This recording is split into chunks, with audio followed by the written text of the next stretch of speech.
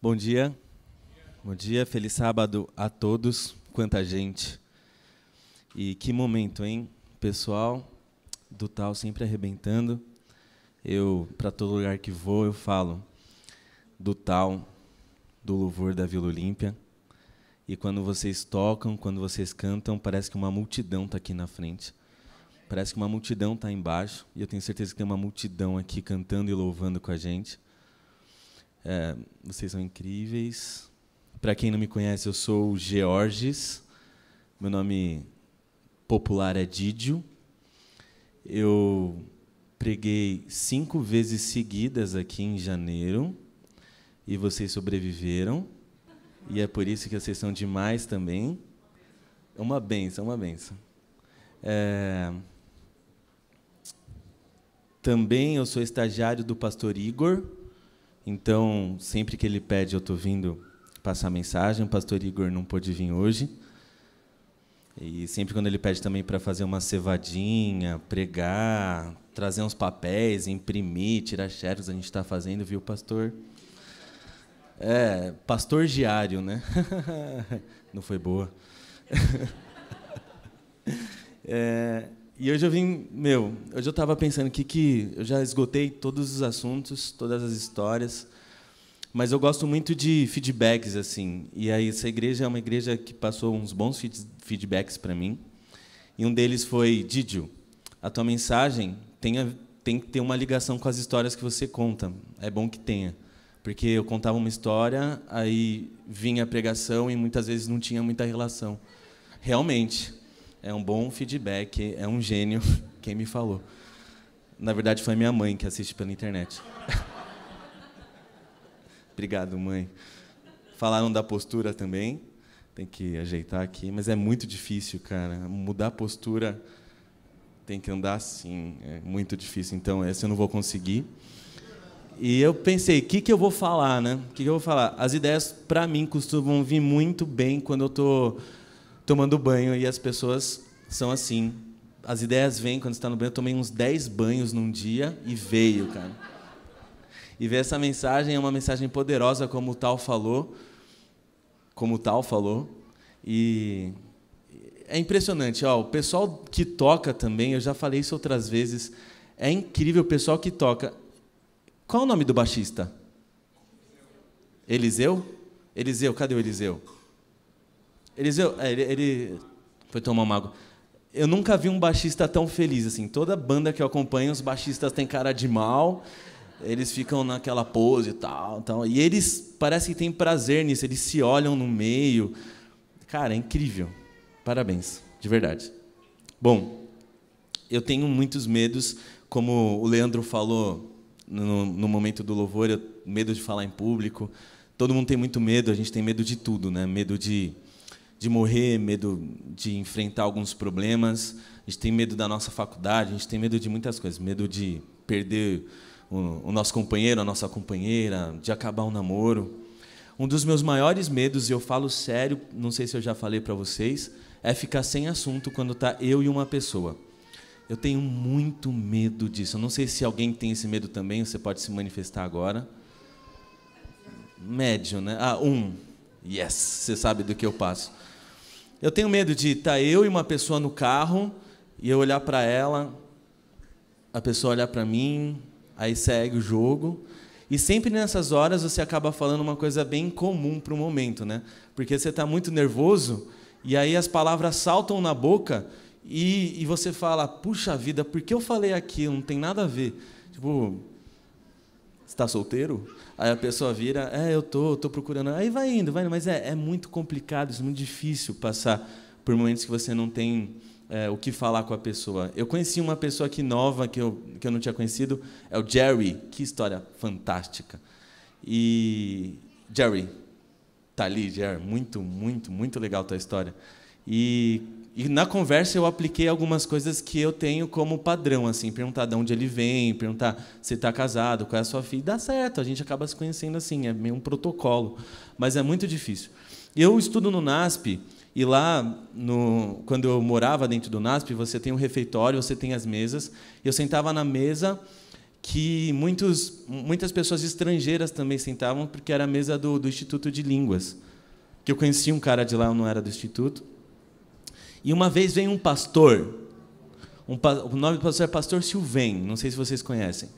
Ele veio de algum país que eu não me lembro, não sei se é Romênia, Ucrânia, Eslováquia, não sei nem se existe ainda, Iugoslávia, mas ele veio daquela região ali da Europa toda. E aí ele não sabia falar português, ele sabia falar francês, espanhol também não, inglês. E ele estava indo para São Paulo para ficar na casa do pastor Bechar, ali da comunidade árabe. E eu vou sempre para São Paulo, e eu sabia que eles iam me pedir, e eles me pediram: Didio, leva a família do pastor para São Paulo.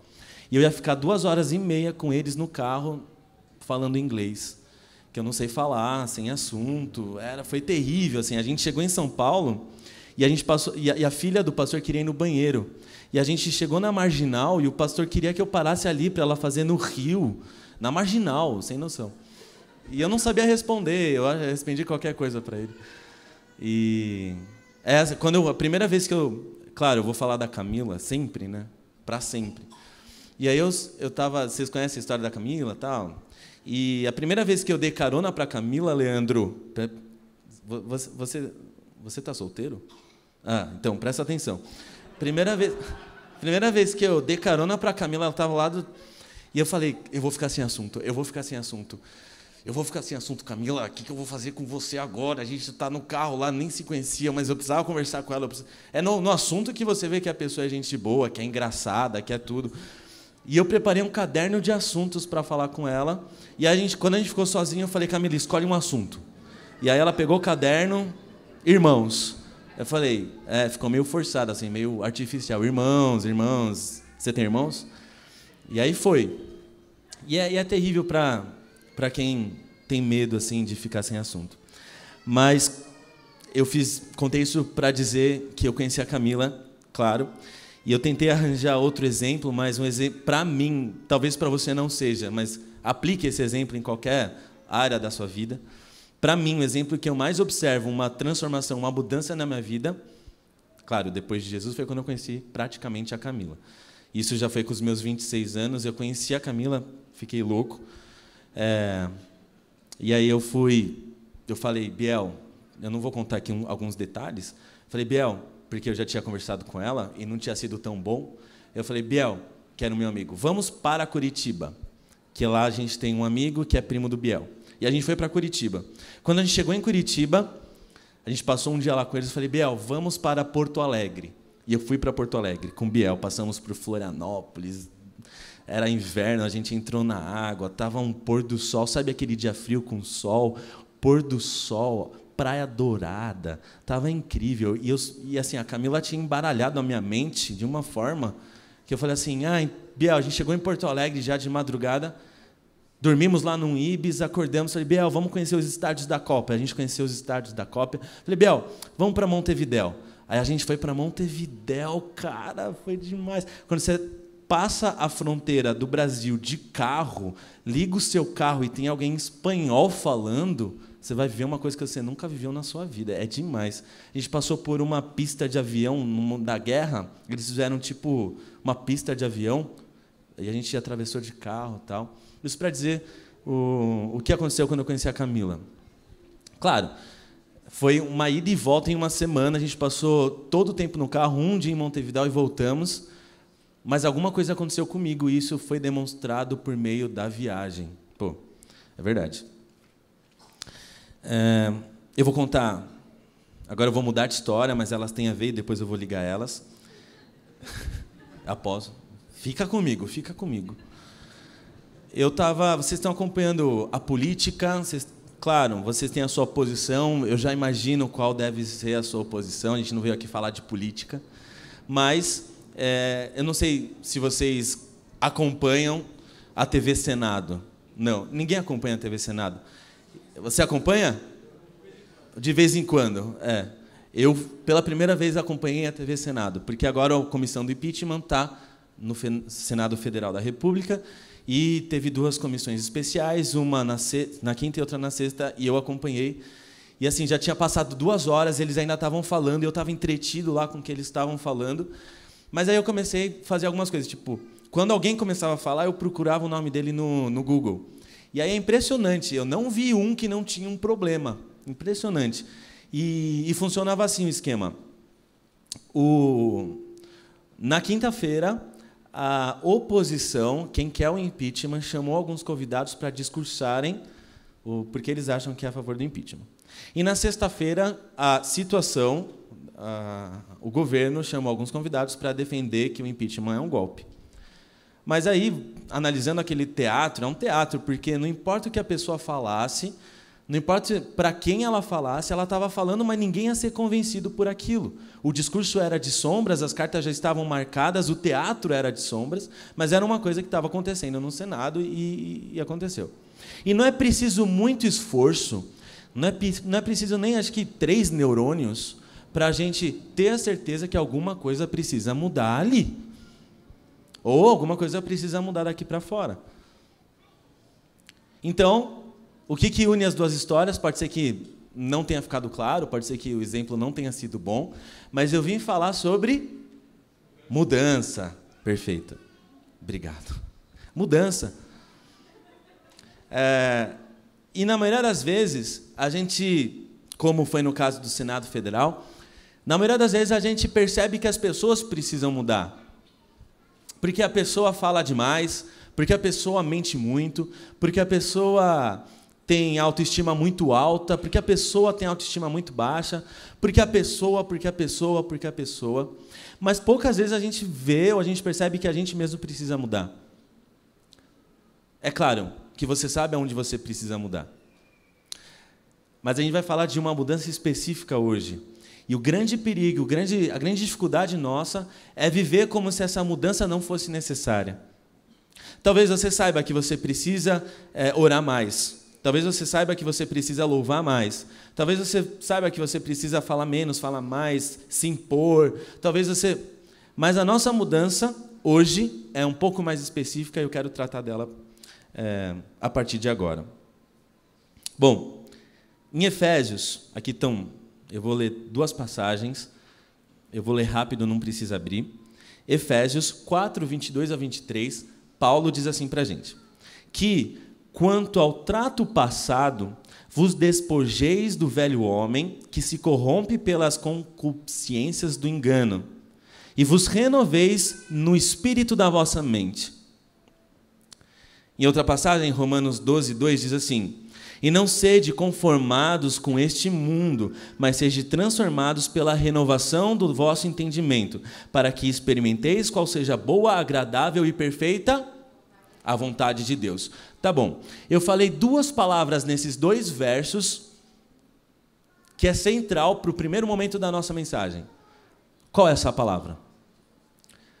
Renovação. Quem falou? Valeu, é isso aí. Renovação. Então, a gente vai chegar no ponto, o ponto final da nossa mensagem é a transformação.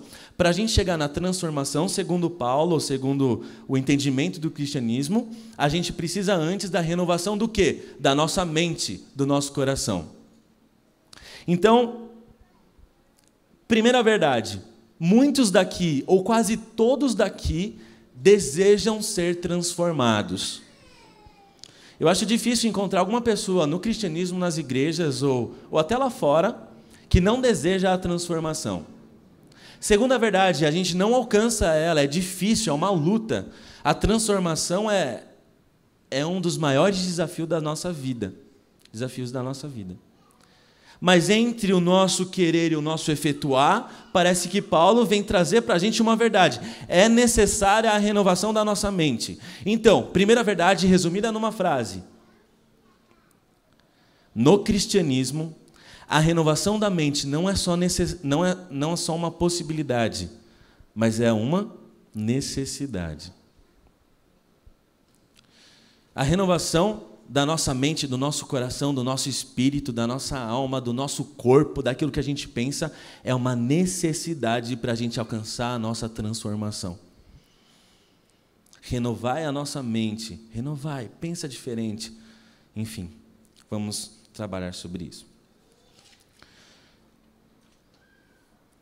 Bom, a renovação é um passo necessário para a transformação. E eu acho que Paulo, mais do que ninguém, e vocês se estudarem a vida de Paulo, se eu estudar a vida de Paulo, eu vou entender o que ele está falando quando ele está falando de transformação.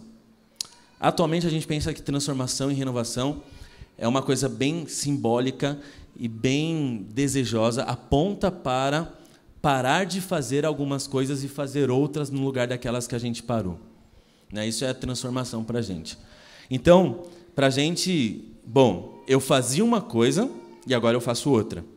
E normalmente essas coisas que eu fazia é o senso comum. Eu vou parar de comer algumas coisas, eu vou parar de beber algumas coisas, eu vou parar de falar o meu vocabulário que eu falava e vou começar a fazer outra coisa no lugar disso. E a gente limita a nossa transformação, a gente limita a nossa renovação nisso.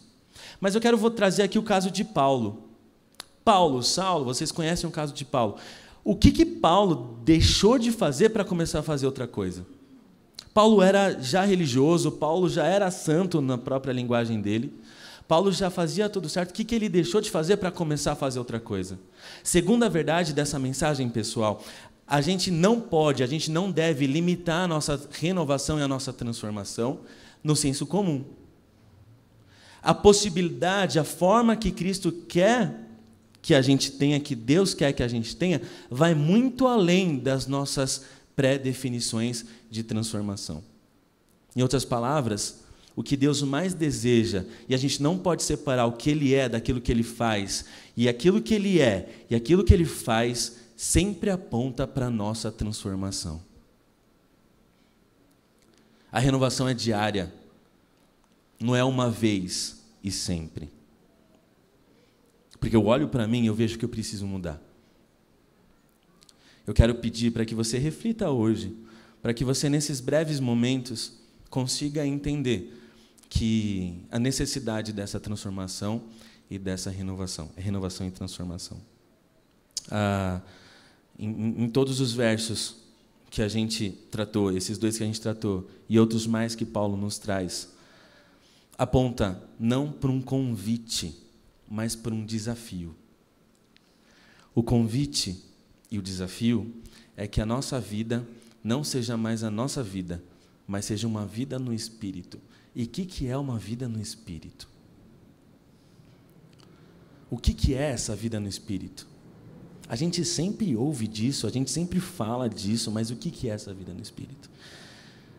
Como é que eu faço isso na prática, Didio? Eu sempre ouvi, eu sempre canto, eu sempre ouço, mas como é que isso fica na prática? Bom, o primeiro desafio prático disso é a gente tentar fugir das receitas prontas. Infelizmente, pessoal, a nossa renovação, a nossa transformação não está numa receita. E a gente busca essas receitas. Então se eu vier para a igreja sempre eu vou ser transformado.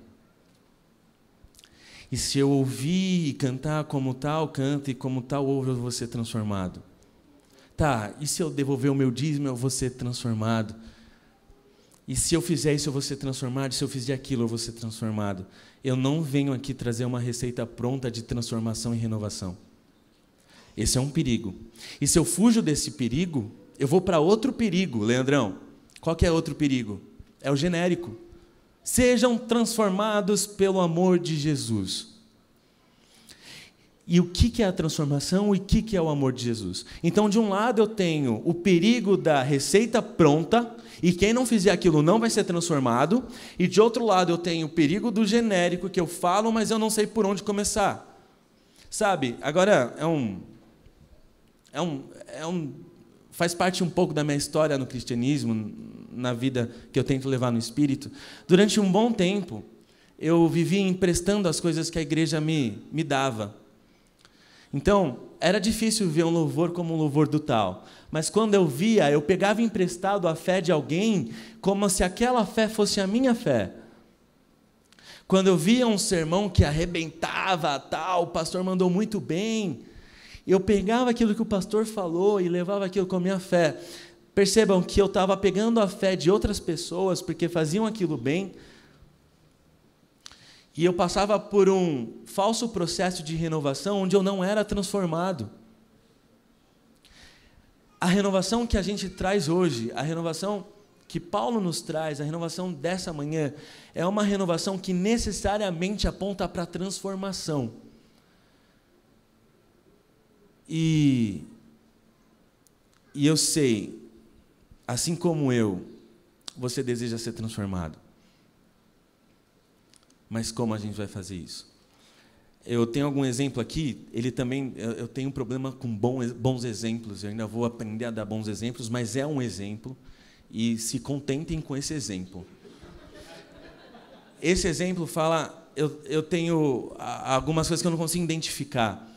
Então, eu estava um dia, não sei se era no Caju, onde eu trabalho, que faz parte desse distrito, e a gente vai ajudar na feira de saúde. E dia 15 de maio, merchanzinho. E eu não sei o que estava, não sei se era lá em outro lugar, eu estava muito afobado.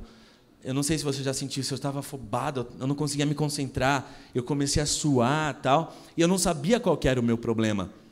E quando eu saí, veio aquela brisa fria no rosto, que você respira fundo, vai até e fala, era isso que eu estava precisando, mas eu não sabia que eu precisava daquilo. Acabou o exemplo. Mas a gente precisa disso, e às vezes a gente não sabe que a gente precisa disso. E a vida consome a gente de uma forma que a gente acaba, sem perceber, fazendo o contrário que Paulo nos pede. O que o Paulo nos pediu?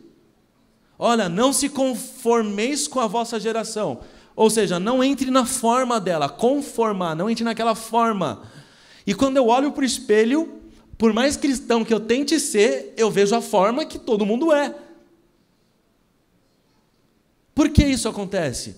Porque a vida, meus amigos, a vida nos consome. A vida nos consome. Você precisa trabalhar, você precisa comer, você precisa, que nem o Jerry, fazer consultoria gastronômica para restaurantes, você precisa cuidar da sua família, você precisa que eles cresçam, você precisa de muitas coisas antes da transformação. E quando você chega no sábado, que é o momento de renovação do nosso espírito, o momento de renovação da nossa mente, isso não acontece. E aqui está o nosso desafio, e aqui está o nosso convite. Que a gente tente buscar aonde a gente precisa crescer, aonde a gente precisa mudar. Isso sempre acontece comigo em acampamentos. No acampamento, eu não sou tão novo, mas também não sou tão velho, eu não sei o que eu sou, mas eu ainda vou em acampamentos. E a primeira vez que eu fui no acampamento, eu não sabia que eu estava precisando daquilo, eu saí do acampamento, vocês vão ter um em maio, e eu falei, uau, era isso que eu precisava, e eu não sabia que eu precisava. Eu quero dizer que as possibilidades de Deus para a nossa vida é muito maior do que a gente espera e do que a gente está acostumado. É muito maior. Eu quero convidar, desafiar vocês a tentar sair da rotina, a projetar isso. Essa projeção, ela necessita uma organização, ela necessita um plano para você e para a sua família não se conformarem com esse século, para que vocês sejam renovados na mente e no coração e, por último, transformados pelo poder do Espírito. É a vida no Espírito, é a nossa luta, é a nossa necessidade. Bom, pensando na mensagem de hoje, eu então vi a nossa terceira verdade. Que por mais que eu tente, por mais que eu queira, por mais que eu faça planos, existe uma força em mim que me puxa de volta ao meu estado natural não transformado. Isso é a maior das nossas dificuldades. E eu percebi que quanto mais eu tento me transformar, menos eu consigo. E aí vem uma outra verdade bíblica. Pela contemplação, vocês são transformados. Eu não conheço uma história de alguém nos evangelhos. Eu não conheço uma história, eu não conheço nenhum cego, nenhum paralítico, ninguém que estava com feridas ou problemas, encontrar Jesus e sair da mesma forma como ele encontrou. Eu não conheço. Ou eles foram Ou eles seguiram a Jesus, ou eles viraram discípulos, ou eles venderam suas coisas, ou eles abandonaram tudo, ou eles não fizeram isso. Mas igual eles não ficaram. E o que a gente vem fazer aqui? É uma reflexão filosófica, existencialista. O que a gente vem fazer aqui? Eu trabalho no Caju, que não parece uma igreja, mas é uma igreja. Não tem banco, não tem púlpito. E aqui a gente tenta fazer uma coisa parecida. Mas qual é a necessidade desse momento e desse lugar? É que a gente tem encontro com Jesus. E é por isso que o Tal se esforça para cantar dessa forma, é por isso que os músicos se olham felizes, é por isso que você tem uma série de programações para participar. Mas o ponto final e o resumo final de tudo o que acontece aqui é, gente, não saiam iguais. No momento que você chegou, não saiam iguais. O momento final e o propósito final de tudo que rola aqui é, gente, encontrem Jesus, contemplem Jesus, observem Jesus. Porque nós pensamos que nós vemos, mas nós não vemos. Nós pensamos que ouvimos, mas nós não ouvimos. Nós pensamos que falamos, mas nós não falamos. A gente pensa que vive, mas a gente sobrevive. Eu queria passar um vídeo para vocês agora. Esse vídeo, provavelmente você já deve ter visto. E eu vi no Facebook. É aqueles vídeos que a gente nunca dá play para não sair o som. Mas eu dei play, saiu o som e foi demais. E casou direitinho com a mensagem de Paulo de transformação e renovação. Eu quero que vocês vejam, dura 2 minutos e a gente volta para falar a sequência da mensagem.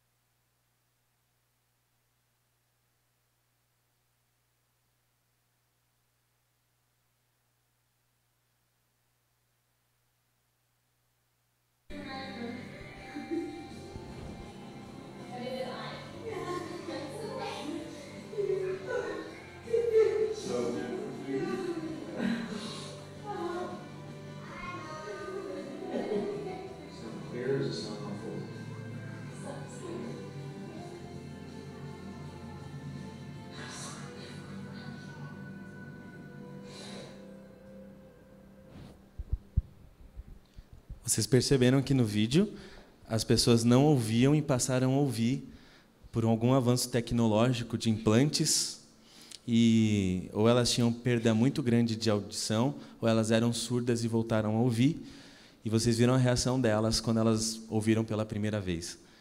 É incrível, é isso que acontece. E nas histórias, quando Jesus cura um cego, imagina um cego vendo pela primeira vez as cores, as belezas que a gente está acostumado a ver. Imagina essas pessoas ouvirem o som da música, do louvor, tal, pela primeira vez que a gente está acostumado a ouvir. Alguma coisa acontece quando a gente passa a ver coisas que a gente não estava vendo, ou a ouvir coisas que a gente não estava ouvindo. Alguma coisa acontece com a gente. E esse é o maior modelo da transformação e da renovação. Quando eu não percebo em mim coisas que são diferentes, quando as pessoas que estão à minha volta não percebem isso, que alguma coisa aconteceu comigo, alguma coisa está errada comigo. Paulo escreve isso para quem? Para a igreja. Paulo escreve isso para a gente. Não é a gente que produz a nossa transformação, não é a gente que inventa o aparelho e põe no nosso cérebro e no nosso ouvido e a gente volta a ouvir. Isso é tarefa de Deus, isso é tarefa do Espírito Santo. Mas Ele falou para a gente. Então a gente tem parte nisso. Senão Ele escreveria para Deus. Deus, faz a igreja ouvir. Deus, faz a igreja ver. Deus, faz a igreja falar. Mas Ele escreveu isso para a gente. Então qual é a nossa parte nisso? Eu acredito que o coração disposto é a necessidade primeira da nossa renovação. Não se acomodem. Não se acomodem. E isso não é um objetivo só da igreja. As pessoas, todas, da nossa civilização ocidental, entram numa rotina tremenda, terrível, e buscam, talvez, não a pessoa de Jesus, mas aquilo que Ele pode fazer na pessoa. Eles buscam isso em outras coisas. E a gente acredita que é em Jesus, e é em Cristo, e é na contemplação, e é no Espírito que a gente consegue chegar lá. O objetivo é que vocês ouçam, é que vocês vejam, é que eu ouça, é que eu veja pela primeira vez, todos os dias, até a minha transformação completa. Eu vi no louvor aquela moça falando da vida, sobre as dificuldades dela. Isso foi bem apropriado para o nosso momento e bem emocionante. Eu não sei onde você está, mas eu não conheço você, eu não sei quem você é, conheço pouca gente dessa igreja, mas eu sei que cada um de nós carregamos feridas que nós causamos e feridas que nós sofremos. E à medida que o tempo passa, essas feridas ficam tão dolorosas, essas feridas ficam tão insuportáveis, que a gente só tem duas opções. Ou a gente se embriaga, a gente se embriaga com bebidas espirituais, a fim de que os nossos sentidos fiquem entorpecidos e a gente viva como se não doesse. Mas ela está lá e ela continua doendo. Ou, e aí que o cristianismo faz sentido, a gente coloca as nossas feridas em alguém, para essa pessoa sofrer. Essas feridas, elas são causadas muitas vezes, ou todas as vezes, ou direta ou indiretamente, através daquilo que nós erramos, os nossos erros e pecados. Ou a gente faz uma pessoa sofrer o nosso erro, o nosso pecado, ou isso vai ficar insuportável. Aí que o cristianismo faz sentido. Toda vez que a gente erra, toda vez que a gente não entende essa verdade, a gente está crucificando o Filho de Deus de novo, e de novo, e de novo. A influência da cruz, a influência do entendimento do Evangelho é tão grande, é tão completa, é tão profunda, que é impossível a gente ser igual. Isso é direcionado não só às pessoas de fora, mas a gente também. Muitas vezes nós não entendemos diariamente a influência e o propósito da cruz para o meu dia, para a minha vida e para o meu propósito de vida.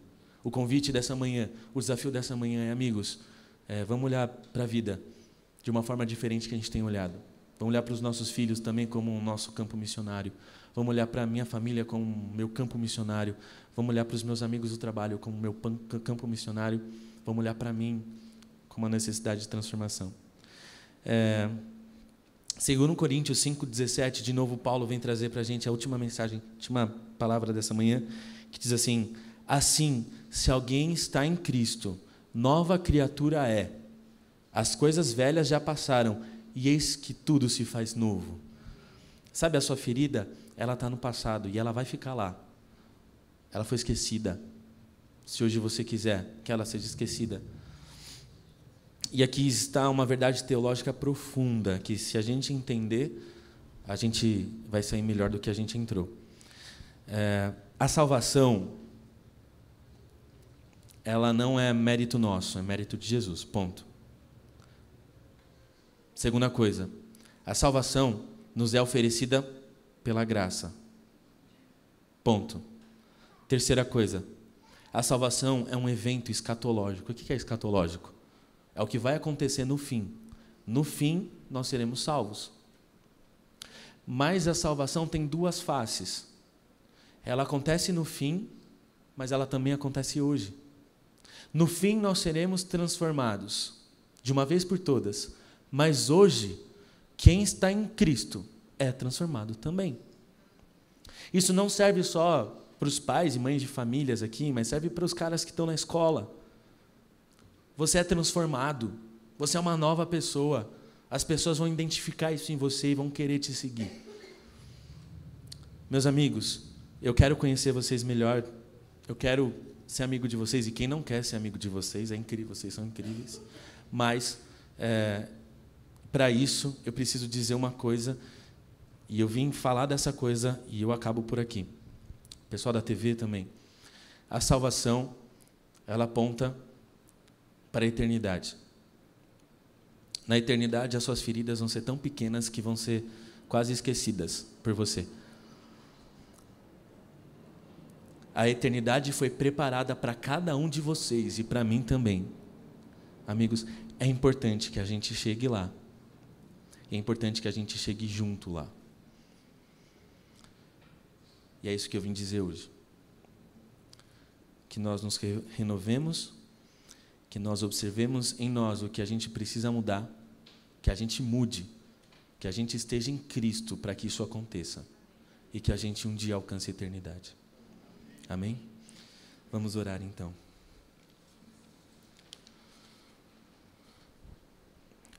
Cristo Jesus, pelo Espírito nós erguemos a nossa voz ao Senhor. E nós agradecemos porque de maneira fácil nós fazemos isso hoje. É impressionante, Pai, porque nós somos criaturas e num fechar de olhos nós nos conectamos com o nosso Criador. É pelo Espírito que nós oramos e é por Jesus que nós nos achegamos ao Pai. Obrigado porque hoje a gente pode te chamar de Pai. Obrigado porque hoje nós somos co-irmãos de Jesus. Obrigado porque hoje nós temos o poder e a influência do Espírito. Nós desejamos nos arrepender de quem somos essa manhã. Nós desejamos entregar e derramar aquilo que somos, que não é muito, aos teus pés, para que o Senhor, e só o Senhor, produza a transformação necessária nas nossas vidas. Pai, esse assunto é tão sério que Jesus na terra disse que é necessário que nós nasçamos de novo, que nós sejamos transformados com um novo nascimento e o batismo, não só nas águas, mas no Espírito. Nós clamamos por esse batismo mais uma manhã e mais uma vez. Que nós olhemos, Pai, para o mundo como se fosse a primeira vez e com os olhos do Senhor. Que nós, como igreja, sejamos capazes de dizer: não sou eu quem vive, mas Cristo vive em mim. Abençoe todo mundo. E que os teus planos e propósitos sejam concretizados em cada um de nós. Em nome e pelos méritos de Jesus. Amém, Pai. Feliz sábado, pessoal. Até a próxima.